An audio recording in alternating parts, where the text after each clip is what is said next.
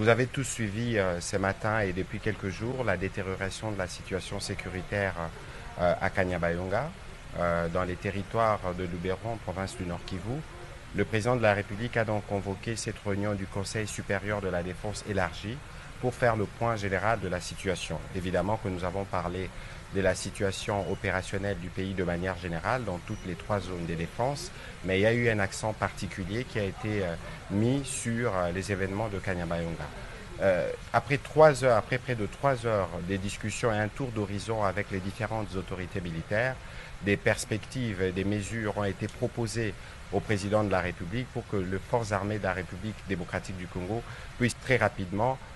remettre de l'ordre dans cette partie du pays et reprendre certaines autres localités qui ont été occupées par les forces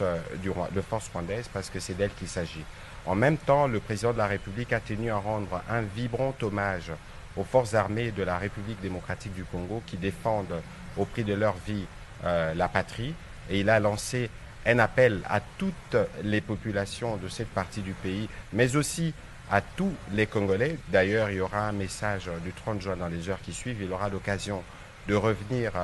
sur ce que nous tous, nous devons avoir comme attitude en ces moments pour nous assurer que partout où nous sommes, nous faisons d'abord preuve de solidarité pour toutes les populations et les compatriotes qui sont touchés directement par ces événements, mais aussi la nécessité pour nous de veiller à la préservation de la patrie. Il est donc important que dans ces contextes, que les Congolais se méfient de tout ce qu'ils lisent sur les réseaux sociaux